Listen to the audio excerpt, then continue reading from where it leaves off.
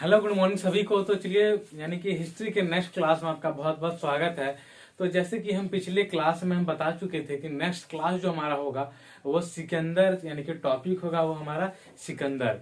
तो आइए आज हम सिकंदर लाए हैं, इसको कंप्लीट करके आज हम मौर्य साम्राज्य की बात करेंगे और इसको कंप्लीट करके यानी कि बिंदुसार टॉपिक भी आज स्टार्ट करेंगे। जो कि ये बिंदुसार जो टॉपिक है ये हमारा मौर्य साम्राज्य से यानी कि जुड़ा हुआ टॉपिक है, तो इसको भी हम कंप्लीट करते हैं। तो आइए सबसे पहले हम सिकंदर की बात कर लेते हैं, उसके बाद नेक्स्ट टॉपिक पर आएंगे मौर्य साम्राज्य की। तो आइए सिकंदर का पहला पॉइंट क्या है। पहला है सिकंदर का जन्म कब हुआ, तो 356 ईसा पूर्व में हुआ था।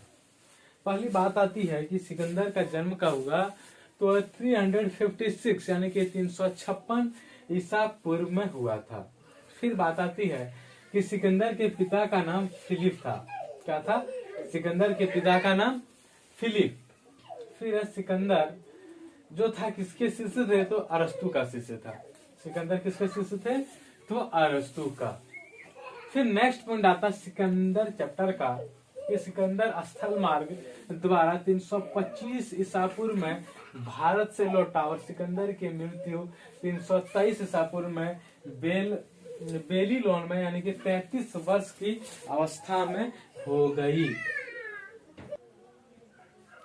तो जैसे कि क्या हुआ, अभी सिकंदर चैप्टर में हम इतने पॉइंट लाए। पहला क्या था कि सिकंदर का जन्म 356 ईसा पूर्व में हुआ था और पिता का नाम फिलिप था और सिकंदर किसके शिष्य थे, तो अरस्तु के शिष्य थे। सिकंदर स्थल मार्ग द्वारा कब आया, तो 325 ईसा पूर्व में भारत से लौटा।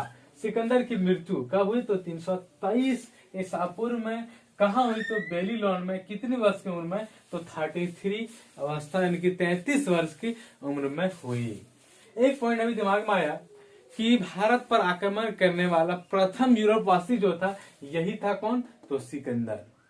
ध्यान दीजिएगा कि भारत पर आक्रमण करने वाला प्रथम यूरोपवासी कौन था, तो यह था हमारा सिकंदर। एक पॉइंट अलग से ध्यान दीजिएगा, जो पॉइंट बोले बहुत इंपॉर्टेंट चीज है। क्या बोले कि भारत पर आक्रमण करने वाला प्रथम यूरोपवासी सिकंदर। ये बहुत ही इंपॉर्टेंट पॉइंट है। इसको कंप्लीट करते हैं। आइए बात करते हैं मौर्य साम्राज्य की। तो मौर्य साम्राज्य में क्या है कि मौर्य वंश का संस्थापक चंद्रगुप्त मौर्य का जन्म कब हुआ, तो 345 ईसा पूर्व में हुआ था। पहली बात आया है कि मौर्य साम्राज्य की बात कर रहे हैं कि मौर्य साम्राज्य का जो संस्थापक था या है कौन है, तो संस्थापक चंद्रगुप्त मौर्य है मौर्य वंश का। और कब इसका यानी कि चंद्रगुप्त मौर्य का जन्म कब हुआ, तो 345 ईसा पूर्व में।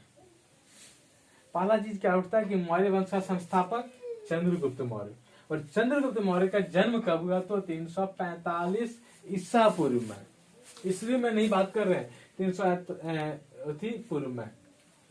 फिर चंद्रगुप्त मगध की राजगद्दी पर कब बैठा, तो 322 ईसा पूर्व में बैठा। क्या है कि चंद्रगुप्त जो है मगध की राजगद्दी पर, चंद्रगुप्त जो है मगध की राजगद्दी पर कब बैठा, तो 322 ईसा पूर्व में बैठा। और चंद्रगुप्त जैन धर्म के अनुयायी थे। यह भी कहीं पूछ सकता कि यानी कि चंद्रगुप्त जो थे कौन से धर्म के अनुयायी थे, तो जैन धर्म के अनुयायी थे। ध्यान दीजिएगा चंद्रगुप्त मौर्य किसके अनुयायी थे, तो जैन धर्म के। और मगध की राजगद्दी पर कब बैठा, तो 322 ईसा पूर्व में।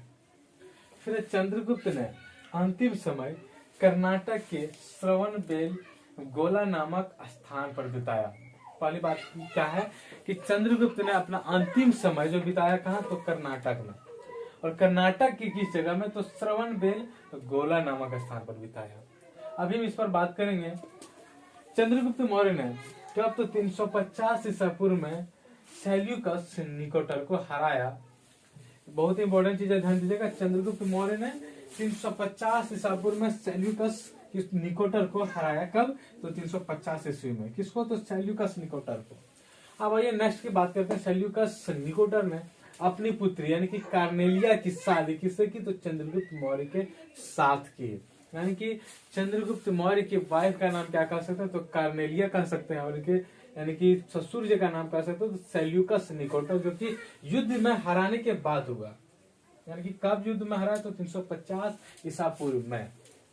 फिर युद्ध के शर्तों के अनुसार 4 प्रांत कौन कौन है? पहला है काबुल, दूसरा कंधार, हेरात और मकरान चंद्रगुप्त को, यानी कि मकरान। चौथा क्या है? मकरान, जो कि चंद्रगुप्त को दिया गया। किसके अनुसार? युद्ध के शर्तों के अनुसार, जो कि चंद्रगुप्त मौर्य ने किसको हराया? तो सेल्यूकस निकटर को हराया।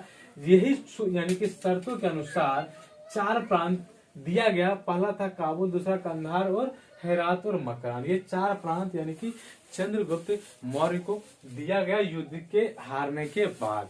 यानी कि किसने दिया? तो वो हमारा सेल्यूकस निकोटर ने दिया मौर्य चंद्रगुप्त मौर्य को। और अपनी पुत्री की भी शादी कराई, किसकी?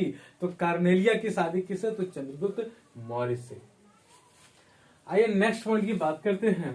चंद्रगुप्त ने जैनी भद्रबाहु से जैन धर्म की दीक्षा ली। कभी पूछ सकता है कि चंद्रगुप्त मौर्य ने यानी कि जैनी जो भद्रबाहु से क्या है? जैन धर्म की, यानी कि किससे जैन धर्म की दीक्षा ली? तो वो हमारा है जैनी भद्रबाहु। कभी क्या पूछ सकता है कि चंद्रगुप्त ने जैन धर्म की दीक्षा किससे ली? तो वो है जैनी भद्रबाहु। फिर है मेगास्थनीज, ये भी बहुत इंपॉर्टेंट पॉइंट है। मेगास्थनीज सेल्यूकस निकोटर का राजदूत था, जो कि बहुत इंपॉर्टेंट चीज है। जो मेगास्थनीज कौन थे? तो सेल्यूकस निकोटर का राजदूत, जो चंद्रगुप्त मौर्य के दरबार में रहता था। क्या है? पहली बात क्या है कि मेगास्थनीज सेल्यूकस निकोटर का राजदूत था। और कहा? तो चंद्रगुप्त के मौर्य में यानी कि दरबार में रहता था, रहा करता था। आइए नेक्स्ट बात करते हैं। चंद्रगुप्त मौर्य की मृत्यु कब हुई? तो 298 ईसा पूर्व में। कहा? तो श्रवण बेलगोला में उपवास के द्वारा हुआ, जो कि यहाँ हम बता चुके हैं कि चंद्रगुप्त मौर्य ने अंतिम समय कहाँ बिताए? तो कर्नाटक। यानी कि इनकी मृत्यु कहाँ हुई? तो यही श्रवण बेलगोला नामक स्थान पर। यानी कि उसकी मृत्यु कहाँ हुई? कौन सा स्टेट में? तो कर्नाटक में। यानी कि चंद्रगुप्त मौर्य की जो मृत्यु हुई कर्नाटक में हुई। कब हुई? तो ध्यान दीजिएगा 298 ईसा पूर्व में हुई। किसके द्वारा? तो उपवास के द्वारा हुई है।